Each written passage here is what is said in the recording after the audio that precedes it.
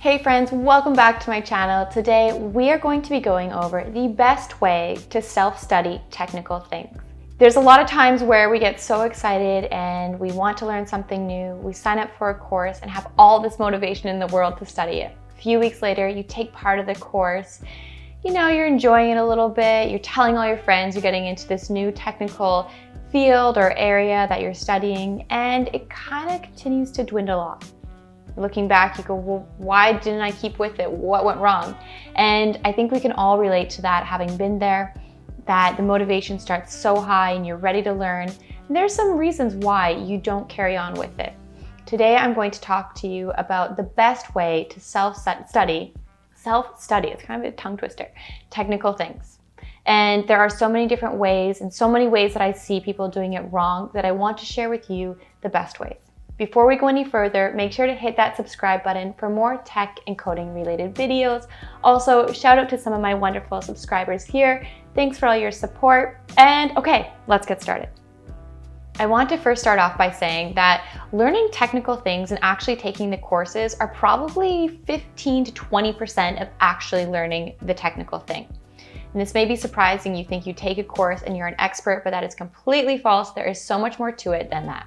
The first tip to becoming a proficient self-studier when it comes to technical topics is to learn just enough. And what I mean by that is, one thing we are not lacking in the tech industry is resources and courses online. You type anything into Google nowadays related to coding or any technical topic, so many resources will come up.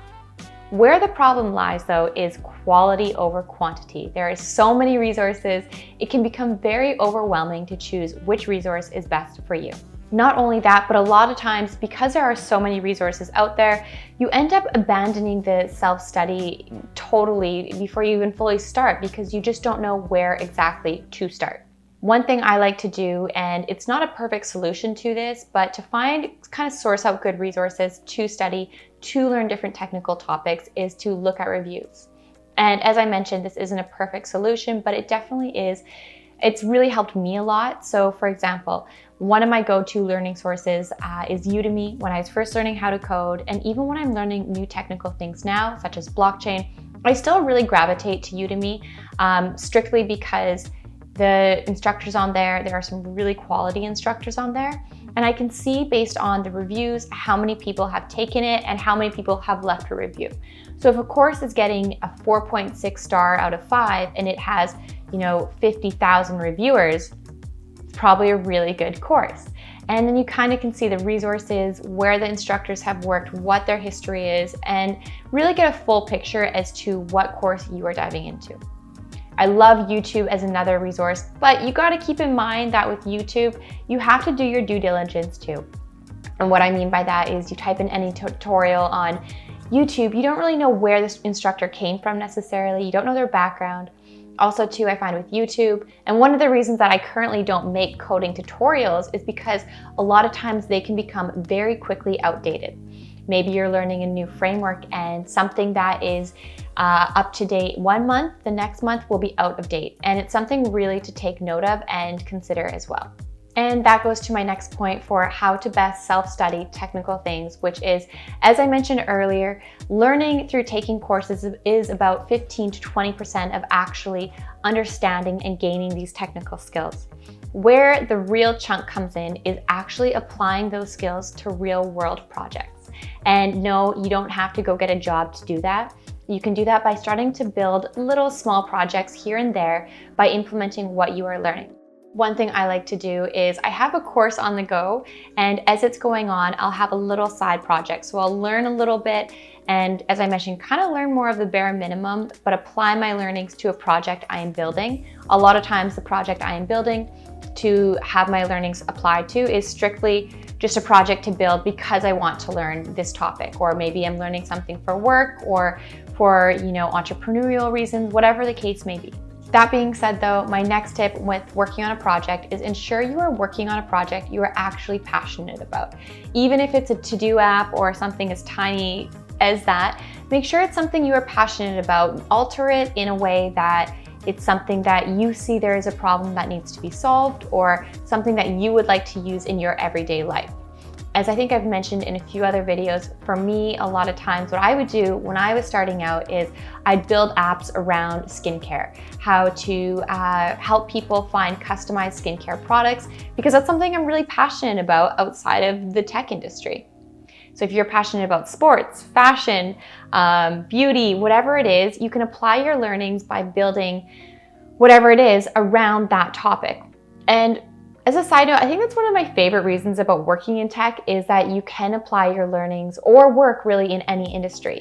And the tech industry, what does that even mean? Well, essentially it means, building a tech company or a service that could be around anything from beauty, fashion, sports, food, any of the above. And that's pretty cool to me. That's just like a little side note. The next thing I want to talk about, the next big tip I have for you if you are self-studying a technical topic, is to have accountability. And yes, this means, for me anyways, it was sharing my learnings or that I am learning something with someone else, but not advertising it to the world.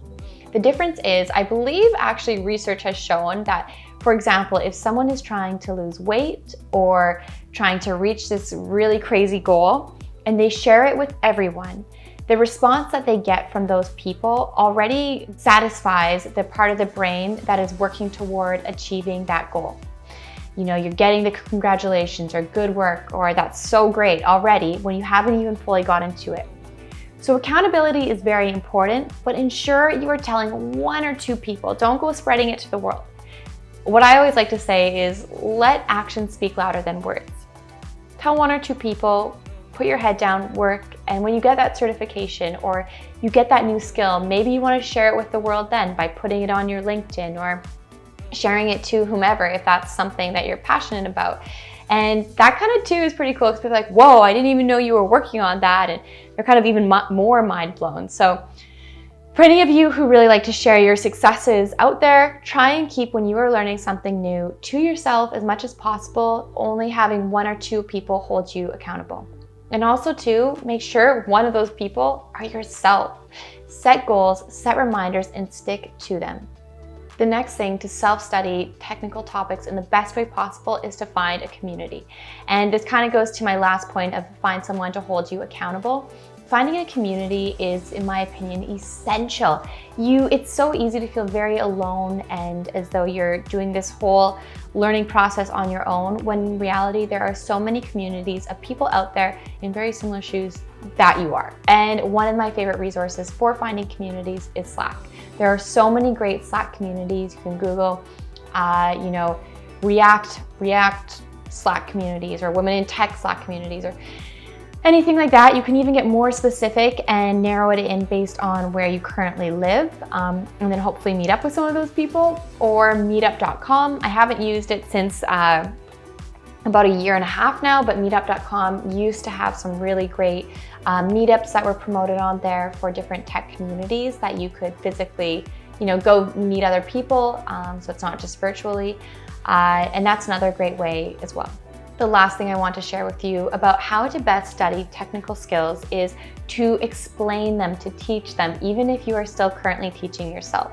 One of the best things I did was start teaching technical skills to, literally the wall, or to my boyfriend who knows nothing about tech, or now he does because he's learned so much just through listening to me.